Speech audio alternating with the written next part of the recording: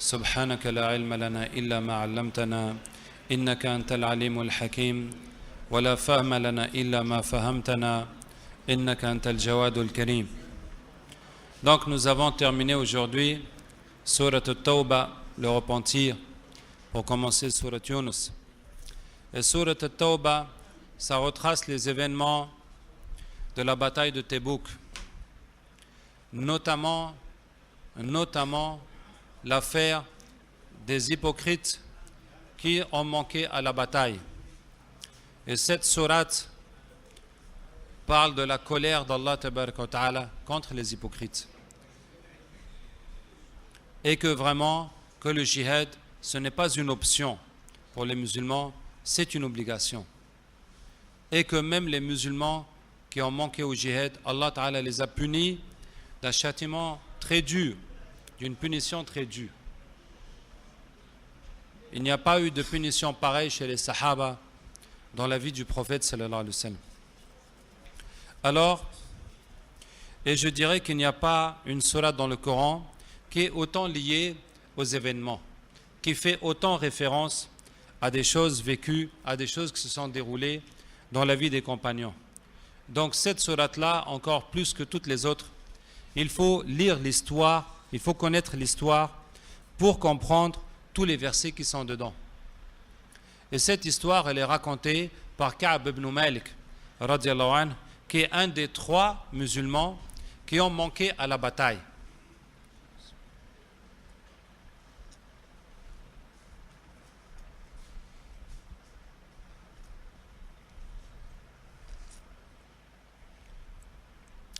Donc, la bataille de Tebouk a eu lieu en l'an 9.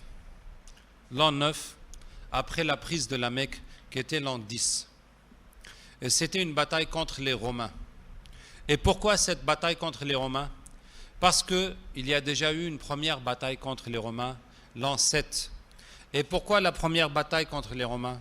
Parce que le prophète sallallahu alayhi wa sallam a envoyé des émissaires, des ambassadeurs, avec des lettres, prêcher l'islam au roi et aux gouverneurs connus dans les environs, dans tous les coins connus autour de l'Arabie. Et l'ambassadeur qui a été envoyé chez ces Romains-là, vers la Palestine, a été tué. Comme cet ambassadeur a été tué, le prophète sallallahu alayhi wa sallam a envoyé une armée pour combattre ces gens qui ont tué l'ambassadeur. Cette armée était composée de 3000 hommes, 3000 sahaba. Et ils se sont retrouvés face à 200 000 mécréants, à 200 000 chrétiens. C'est là que les 3 émirs que le prophète sallallahu alayhi wa sallam a désignés sont morts l'un après l'autre, à savoir son cousin Ja'far, qui, à peine revenu de l'Éthiopie, de l'Abyssinie, de l'Égypte, venu à Médine, grâce au pacte de paix qu'il y avait entre les musulmans et les mécréants, c'est ça seulement qui a permis aux musulmans exilés depuis la Mecque qui ont rejoint l'Éthiopie de rejoindre à ce moment-là les musulmans. Donc dès qu'il y a eu, tout de suite, peu de temps après, il y a eu la bataille et le prophète a envoyé son cousin comme émir. Et il y avait un deuxième émir au cas où le premier venait à mourir, qui était Zayd ibn Haritha, qui était le fils adoptif du prophète sallallahu alayhi wa sallam. Il était le deuxième émir. Et le troisième émir était Abdullah ibn Rawaha, radiallahu anhu, un des premiers Ansar qui ont prêté serment au prophète sallallahu alayhi wa sallam. Et les 3 émirs sont morts l'un après l'autre. Et là, les musulmans ont discuté entre Khalid ibn al-Walid et un autre sahabi. Et le sahabi dit à Khalid, vas-y, prends le drapeau. Ça veut dire, sois l'émir. Et Khalid lui dit, non, toi tu es un plus ancien musulman que moi. Et le sahabi lui dit, non, mais toi tu connais la guerre mieux que moi. Ici, on n'a pas besoin d'un imam pour diriger la prière. On a besoin d'un général pour diriger l'armée. Puisque tu connais la guerre, à toi de prendre les rênes. Effectivement, Sayyidina Khalid a pris le drapeau. Et qu'est-ce que Sayyidina Khalid a fait? La nuit est tombée, il a réorganisé les musulmans, il a changé les droites à gauche, le devant, en arrière. Et le lendemain, quand les Romains se sont trouvés face à eux, ils ont vu des nouveaux visages partout, ils ont dit « Ah !» Mais ils ont reçu des renforts la nuit. Et Khalid a lancé une attaque une attaque forte et les Romains ont reculé. Ils ont reculé et Khalid a dit on a gagné et on rentre. Et il a ramassé son armée, ils sont rentrés. Voilà, c'est ce que je vous disais hier, qu'un chef de guerre doit gérer la victoire, la défaite et aussi le siège. Et donc, même dans un cas où la victoire est impossible, autant se retirer sans aucune perte, même si on n'a pas pu remporter la bataille. C'est la meilleure stratégie à adopter. Hein? Donc, il y a eu cette bataille contre les Romains, où les musulmans étaient 3000 contre 200 000. L'année 7, l'année suivante, il y a eu la prise de la Mecque a embrassé l'islam. Et puis beaucoup de tribus ont embrassé l'islam. Et l'année suivante, le prophète sallallahu alayhi wa sallam a appelé les musulmans à repartir contre les Romains. Et là, cette armée avait 30 000 hommes. Ça veut dire que pendant ces 2 années, en tout cas depuis le pacte de Hudaybiyah, on y reviendra, Inch'Allah, le nombre de musulmans ne fait que se multiplier. 30 000. Et d'habitude, quand le prophète sallallahu alayhi wa sallam allait pour une bataille, il annonçait une autre destination pour tromper les ennemis et les espions. Et il va dire par exemple, on va aller, je ne vais pas donner des exemples de villes qu'on va aller attaquer comme ça, mais en tout cas, il disait qu'on va à tel endroit pour que les gens se préparent, et au moment de partir, il leur dit non, c'est un autre endroit où on va. Pour que les gens se préparent à aller au combat sans que les ennemis ne sachent où est-ce qu'ils vont se diriger. Mais pour cette bataille de Tebouk, le prophète sallam leur a dit clairement où est-ce qu'ils allaient. Parce que la distance était très grande, il fallait traverser une grande partie du désert, et puis l'ennemi était très grand, donc il fallait se préparer en conséquence. Donc le prophète sallam a clairement annoncé la destination à tout le monde. Cette bataille est venue à un moment où les fruits étaient mûrs et on avait besoin de récolter les dattes. Et l'année d'avant a été une mauvaise récolte et les musulmans s'étaient endettés auprès des juifs, avaient emprunté des chargements de dattes et de l'argent chez les juifs. Et donc ils comptaient sur cette récolte pour rembourser. Et c'était une époque où il faisait très chaud. Donc autant de facteurs qui rendaient cette expédition difficile. Hein? C'est pour ça qu'Allah Ta'ala a appelé cette expédition Sa'at al-Usra, l'heure de la difficulté. لقد رضي الله عن المؤمنين لقد تاب الله على النبي والمهاجرين والأنصار الذين اتبعوه في ساعة العسرة. Allah a accepté le repentir du prophète, des muhajirines et des ansars qui l'ont suivi dans l'heure de la difficulté. C'est l'heure de la difficulté. Hein? Et à ce moment-là, Ka'b ibn Malik raconte que je n'avais jamais été aussi près matériellement. Je n'avais jamais eu 2 montures. Jusqu'à ce que à ce moment-là, j'avais 2 montures. J'avais 2 chevaux.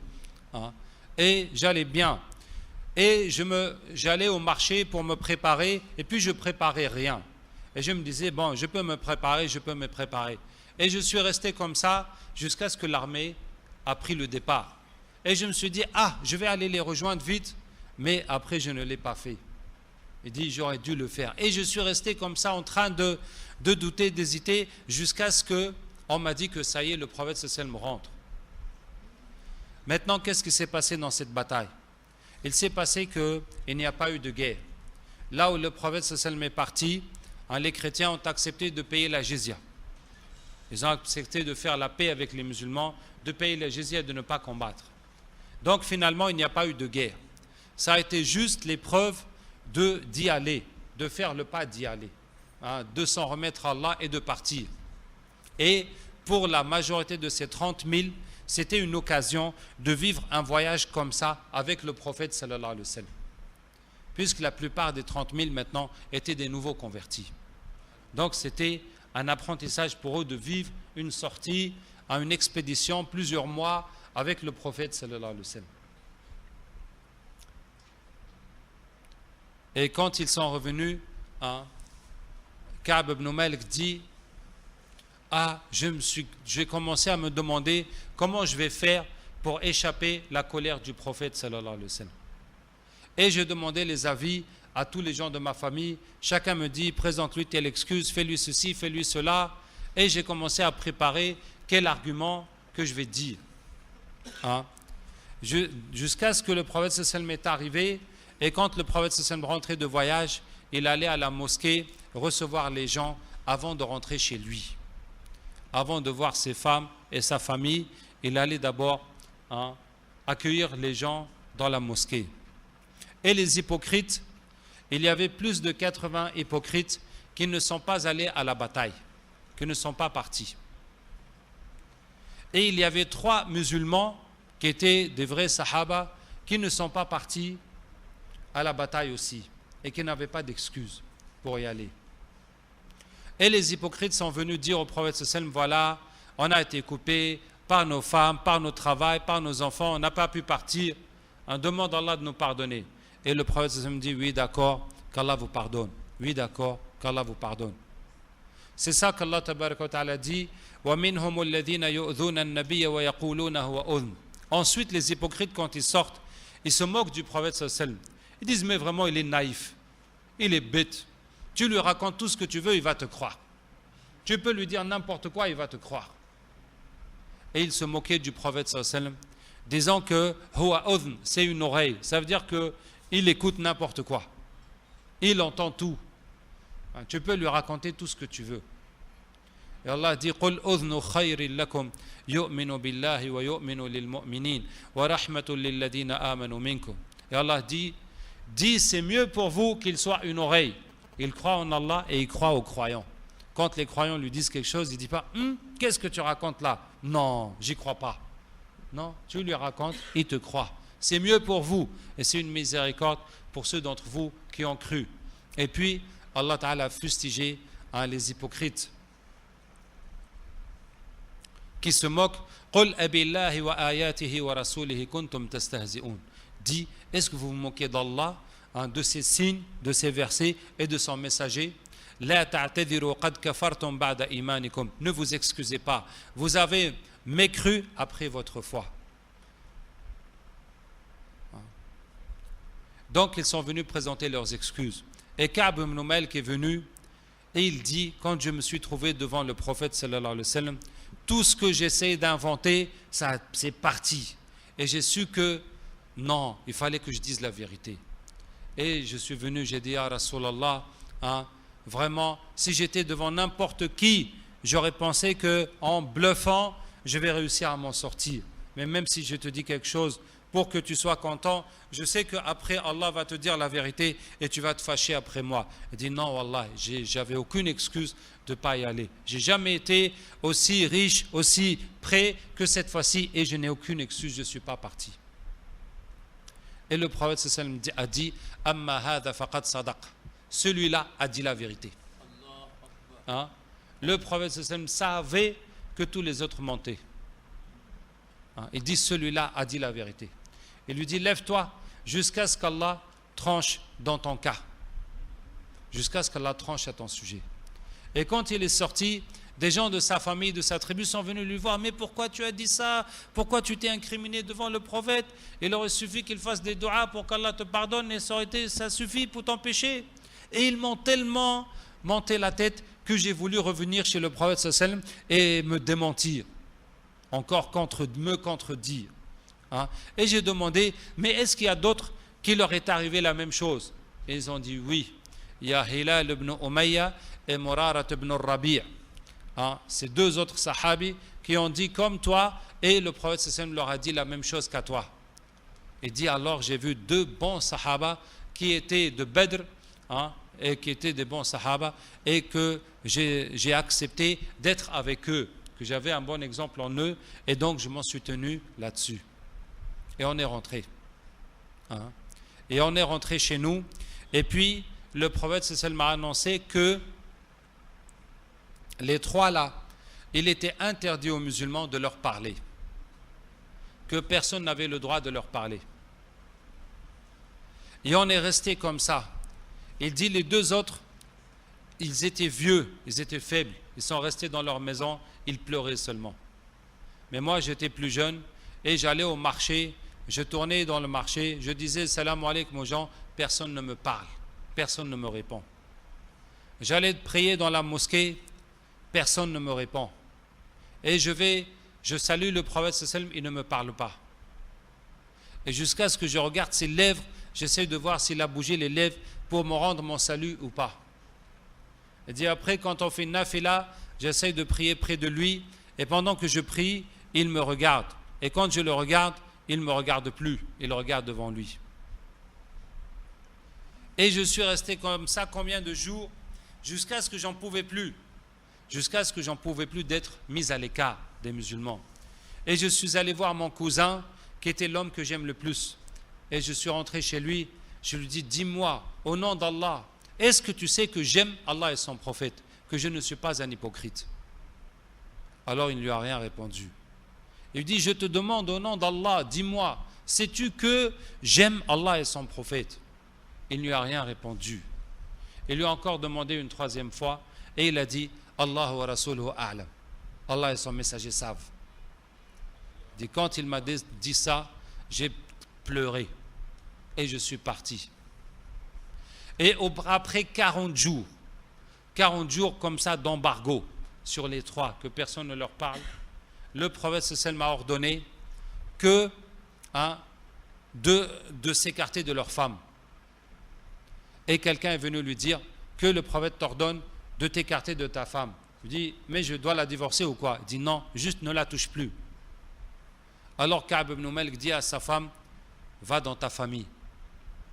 Et puis on est venu lui dire que, mais les autres qui étaient vieux, il y avait un qui était vieux, et sa femme est partie voir le prophète sallallahu alayhi wa sallam, lui dire que Hilal ibn Umayya est vieux depuis que il fait que il n'a personne pour s'occuper de lui. Est-ce que je peux rester à m'occuper de lui préparer, le nettoyer, tout ça? Il a dit oui, mais il ne faut pas qu'il te touche. Elle lui dit, ah Rasulallah, depuis que ça lui est arrivé, il ne m'a plus touché, il ne fait que pleurer nuit et jour. Et on a dit à Ka'b ibn Malik, mais toi aussi, tu n'as qu'à dire au prophète sallallahu alayhi wa sallam qu'il te laisse ta femme.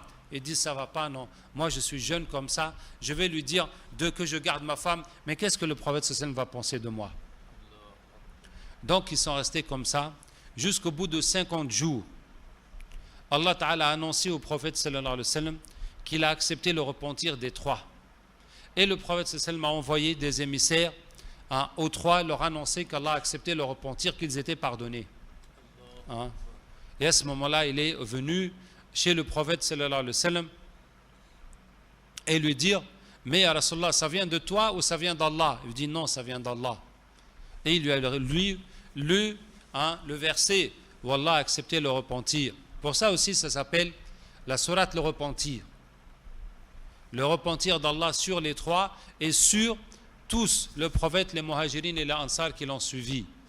Pourquoi? Allah a pardonné tous leurs péchés à ceux qui sont partis dans cette bataille. Et Allah leur a donné sa satisfaction. وَالسَّابِقُونَ الْأَوَّلُونَ مِنَ الْمُهَاجِرِينَ وَالْأَنصَارِ وَالَّذِينَ اتَّبَعُوهُمْ بِإِحْسَانٍ رَضِيَ اللَّهُ عَنْهُمْ وَرَضُوا عَنْهُ. Les premiers prédécesseurs des muhajirines et des ansar et ceux qui les ont bien suivis, Allah est satisfait d'eux, ils sont satisfaits de lui. Allah a été satisfait, a donné sa satisfaction à tous les 30 000 qui sont partis dans cette bataille. Et pour eux, Allah Ta'ala dit وَعَلَى الثَّلَاثَةِ الَّذِينَ خُلِّفُوا حَتَّى إِذَا ضَاقَتْ عَلَيْهِمُ الْأَرْضُ بِمَا رَحُبَتْ. Et ainsi que Allah a accepté le repentir des trois qui sont restés derrière, jusqu'à ce que la terre devienne étroite pour eux malgré sa largesse, وَضَاقَتْ عَلَيْهِمْ أَنفُسُهُمْ, et que même leur propre personne ne les supporte plus. وَظَنُّوا أَلَّا مَلْجَأَ مِنَ اللَّهِ إِلَّا إِلَيْهِ, et qu'ils ont su qu'il n'y a d'échappatoire d'Allah que vers lui. ثُمَّ تَابَ عَلَيْهِمْ لِيَتُوبُوا. Et puis Allah a accepté leur repentir pour qu'ils se repentent. Donc, qu'est-ce qu'Allah Ta'ala a dit pour les hypocrites? Allah les a traités d'hypocrites. Allah Ta'ala dit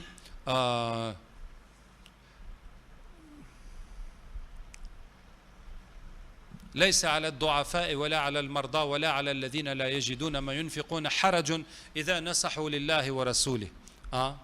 Les faibles, les malades et ceux qui n'ont pas de quoi dépenser pour aller au djihad n'ont pas de gêne. Tant qu'ils n'ont pas de punition, il n'y a pas de mal pour eux, tant qu'ils sont sincères dans leur relation avec Allah et son prophète. C'est juste qu'ils n'ont pas trouvé de quoi y aller. Et ni ceux qui, quand ils sont venus te voir pour que tu les transportes au jihad, tu as dit que je n'ai pas quelque chose pour vous emmener. Je n'ai pas de quoi vous emmener. Ils sont revenus, leurs yeux pleuraient, de tristesse qu'ils ne trouvaient pas quoi donner pour l'islam. La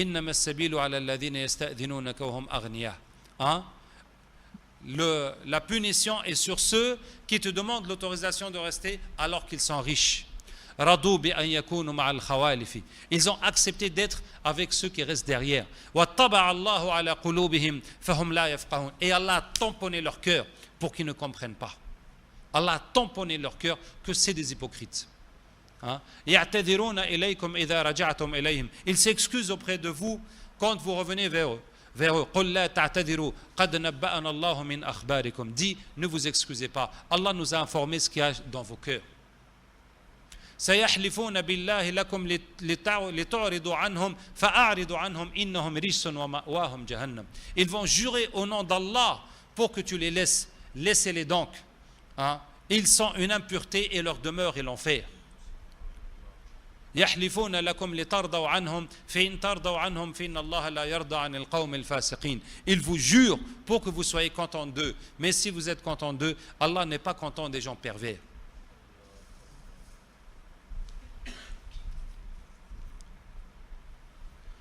Bien. En tout cas, vous pouvez relire cette sourate et je ne sais pas si vous pouvez suivre, mais Allah dit dans cette sourate qu'il n'est pas permis aux musulmans de laisser le jihad. Il n'est pas permis.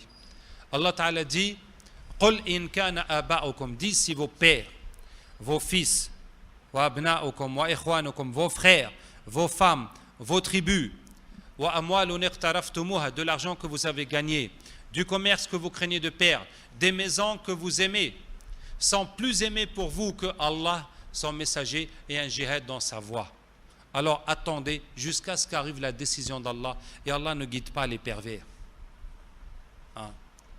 Ces 8 choses, vos pères, vos fils, vos frères, vos femmes, vos familles, vos tribus, l'argent que vous avez gagné, un commerce que vous craignez de perdre, et des maisons que vous aimez, si vous allez préférer cela pour laisser la religion d'Allah et la voie du prophète et pour laisser le jihad, donc attendez jusqu'à ce qu'arrive sur vous la punition d'Allah.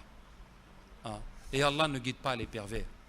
Et Allah tabaraka wa ta'ala dit وَمَا لَكُمْ إذا قيل لكم يا أيها الذين آمنوا ما لكم إذا قيل لكم انفروا في سبيل الله ثاقلتم إلى الأرض. Vous les croyants, mais que vous arrive-t-il quand on vous dit allez dans la voie d'Allah, vous vous alourdissez sur terre, vous devenez lourd, vous ne voulez plus bouger, vous ne voulez plus vous lever. أرضيتم بالحياة الدنيا من الآخرة. Est-ce que vous acceptez ce bas monde au lieu de l'au-delà? فما الحياة الدنيا في الآخرة إلا قليل. Ce bas monde de l'au-delà n'est que peu. إلا تنفروا يعذبكم عذابا أليما ويستبدل قوما غيركم ولا تضروه شيئا. Si vous n'allez pas au combat, Allah va vous châtier un châtiment douloureux et vous changer par d'autres gens et vous ne lui ferez aucun mal.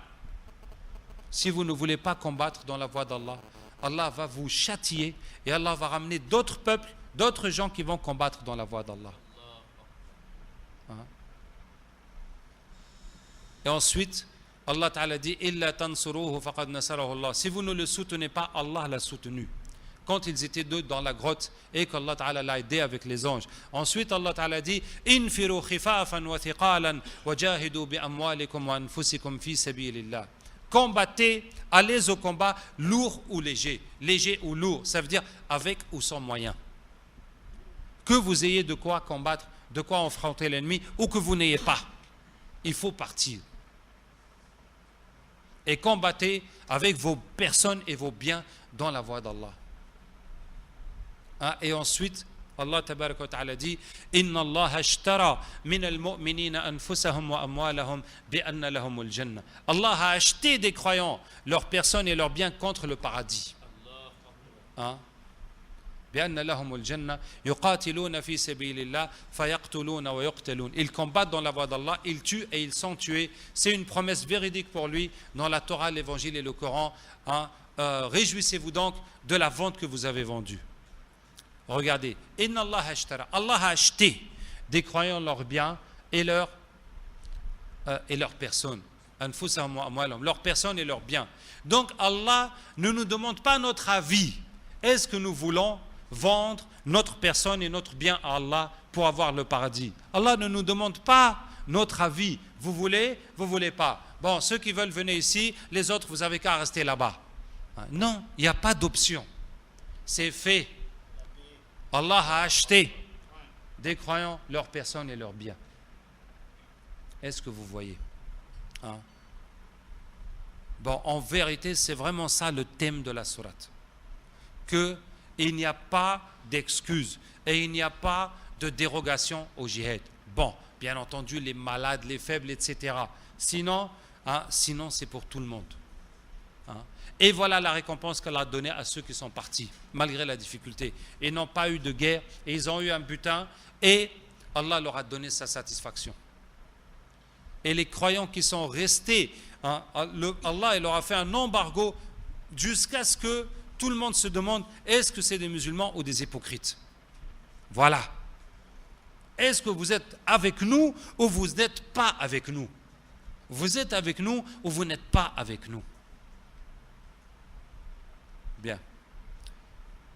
Donc, ce qu'il faut, bon, je n'ai pas le temps de tout développer, mais chacun doit s'engager pour l'islam, de quelque façon que ce soit. Aujourd'hui, on n'est pas dans la guerre militaire, mais on lutte avec le prêche, avec la parole, de rappeler nos frères dans l'islam, de prêcher les non-musulmans, d'éduquer nos enfants, de faire des écoles, de faire nos structures islamiques, de faire, comment on dit ça, que tout ce qu'il y a dans la société, c'est à nous de changer ça par ce qui est islamique. On a parlé par exemple des banques l'autre jour, que c'est à nous d'avoir des banques islamiques, c'est à nous et ça, c'est notre djihad. Actuellement, c'est ça qui est notre djihad. Et ça, chacun doit s'engager, faire quelque chose pour l'islam. Faire tout ce qu'il peut pour l'islam. On n'est pas encore organisé en communauté avec un califat, avec une organisation centrale. On est loin de ça. En tout cas, chacun n'a qu'à faire ce qu'il peut. Il y a des choses qu'on peut faire soi-même, dans sa famille, dans son service, prêcher partout, écrire des livres. Bon, chacun, qu'est-ce qu'il fait pour l'islam? Il y en a qui est à la radio, il y en a qui est dans le journal, qui peut faire des choses islamiques. Et puis, il y a des choses qui nécessitent un collectif, de faire des mosquées, de faire des madrasas, de faire des choses. J'ai parlé l'autre jour qu'on a un projet de télé islamique. En tout cas, on a besoin de toutes ces structures pour notre société. Qu'Allah nous aide. Donc, je vais prendre les questions. La question d'hier sur la séparation entre les deux mers. Oui, la séparation entre les deux mers. Alors, la séparation entre les deux mers, ça veut dire que la terre est recouverte d'eau, les océans d'un côté, c'est ça qui est la mer salée, et l'eau douce qui est les fleuves, qui est les nuages, qui est dans les nappes souterraines, là où on tire les puits et les pluies. D'accord? Les puits, là où on tire l'eau, c'est les nappes souterraines, les fleuves, les lacs qui sont sur terre et qui sont l'eau douce. De là, on vit, on boit, nos bêtes boivent, de là, on arrose les champs, etc. Et il y a l'eau salée qui est les océans et qui est la majeure partie de l'eau sur terre. Parce que ce qu'il y a dans les océans, c'est je ne sais plus quel pourcentage, je crois que c'est 98,5% d'eau, de l'eau de la terre qui est dans les mers. Parce que les mers, c'est une grande étendue, mais c'est une grande profondeur aussi. Donc, toute l'eau qu'il y a sur terre, les lacs, les fleuves, les eaux souterraines et les eaux qu'il y a dans les nuages, dans l'atmosphère sous forme de vapeur, c'est petit, tout ça c'est petit par rapport à l'eau qu'il y a dans les océans. D'accord? Et pour vous dire quoi? Allah a séparé ces deux eaux. Quelle est la raison que les océans soient salés? C'est que le sel tue les microbes. Et toute cette eau qui vient de la terre, avec les déchets des hommes, des bêtes, avec toutes sortes de déchets, ou même les poissons qui meurent dans la mer, le fait qu'il y a du sel, ça évite que ça se gâte. Ce qui fait que cette eau-là, elle est toujours propre. Et Allah fait que, voilà, avec la pluie, l'eau pure ressort et puis revient tomber sur la terre sous forme de pluie pour alimenter à nouveau les fleuves, les lacs et les nappes souterraines. Voilà.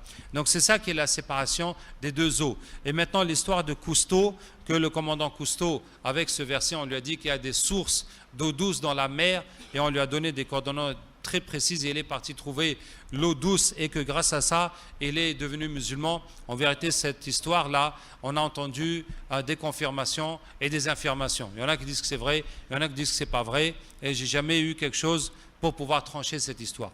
Donc moi, je préfère la laisser de côté. Est-ce que dans une société ou dans un village où les habitants n'ont pas les moyens de construire une mosquée et un enfant de ce village qui financièrement est riche et qui n'est pas dans la religion musulmane, c'est permis qu'il peut construire une mosquée pour cette société ou pour ce village? En tout cas, c'est autorisé. Il n'y a pas de quelque chose qui interdit ça. Si on est là, on n'a pas de mosquée, ou même si par exemple le président de l'État décide comme ça de financer une mosquée, que ce soit ou bien quelqu'un qui est riche, il veut faire une mosquée par sympathie avec les musulmans, il n'y a pas quelque chose qui interdit cela. Donc tant mieux. Mais c'est quand même une honte qu'on ne puisse pas faire nos mosquées nous-mêmes. Y a-t-il un secret pour mémoriser tout le contenu du Coran et le réciter par cœur? Nous l'avions essayé en vain. Bon, en tout cas, je ne connais pas un secret en tant que tel, dire qu'une formule magique pour que ça marche. C'est une question de bûcher, de travailler. Il faut beaucoup réviser et ce que je vous conseille, c'est de réviser dans vos prières. Que quand vous faites vos prières, vous prenez tout le Coran que vous connaissez et vous le tournez tout le temps dans vos prières. Ça veut dire à chaque prière, vous lisez la suite, jusqu'à ce que vous avez terminé tout le Coran que vous connaissez. Et puis vous recommencez, chaque fois vous recommencez. Comme ça, chaque fois que vous apprenez du Coran, vous le placez à sa place dans le Coran que vous connaissez, puis vous le tournez dans vos prières. Comme ça, Inch'Allah, vous êtes sûr de ne pas l'oublier. Et comme ça, vous pouvez avancer et réviser en même temps. En même temps, en tout cas, moi, j'ai mis 16 ans pour apprendre le Coran. Donc, j'apprenais doucement. Je ne me suis pas précipité pour terminer. Alhamdulillah. J'ai pris tout mon temps et puis voilà, qu'Allah accepte. Est-ce normal pour un homme agent de santé de chercher à découvrir les parties sacrées d'une femme dans le cadre de sa profession? Mais forcément, c'est normal. Si tu es médecin, et donc tu as besoin, mais ça veut dire que pour la nécessité, tu as besoin de voir les parties concernées de la femme. Maintenant, si tu es gynécologue, mashallah, la partie qui t'intéresse, mashallah, c'est la partie la plus secrète de la femme. Maintenant, si tu es, je ne sais pas moi, dentiste ou même, bref, quelle que soit ta spécialité ou même si tu es généraliste, en tout cas, il est autorisé au médecin de regarder la partie qu'il faut de la femme le temps qu'il faut. Il ne faut pas non plus abuser, voire lui demander de tout enlever, par exemple, alors que ce n'est pas nécessaire, ou de toucher des parties qui ne sont pas nécessaires, juste parce qu'on a envie de s'amuser avec la femme, qu'Allah nous préserve. Sinon, ce qui est nécessaire pour la soigner, voilà. Mais sachez que si une femme musulmane peut trouver une femme médecin qui soit aussi compétente, donc elle doit y aller. Elle doit éviter d'aller chez un homme et aller chez les femmes. Par contre, si toi tu es médecin musulman et une femme vient, tu ne peux pas lui dire non, allez à ma collègue à côté, il vaut mieux qu'elle vous traite. Alors, toi tu es médecin, tu es obligé de traiter tous ceux qui viennent chez toi. Qu'Allah nous aide. سبحانك اللهم وبحمدك نشهد أن لا إله إلا أنت نستغفرك ونتوب إليك سبحان ربك رب العزة عما يصفون وسلام على المرسلين والحمد لله رب العالمين. Donc comme on vous a dit, on doit aller à la radio à 21h, Arc-en-Ciel, c'est ça non? Bon, on y va. Takbir. Salut, Donc que Dieu exauce. Je vous rappelle que les contributions pour notre chorale, ça continue. Il faudrait voir M. Diarra de la Sonabel et puis Giami. Ramasse. Chez les mamans. Donc que Dieu nous aide à terminer notre ramadan en paix, Inch'Allah. Salif, tu viens avec moi ou... Non, c'est bon. Non. Il me semble qu'il y a une formation accélérée le week-end. Oui, c'est ça. C'est ça, je veux passer. Bon, il n'y a pas de problème. Salam. Allah va tomber. Je pense que je vais prendre cette formule. Bon. La journée, Essaye de...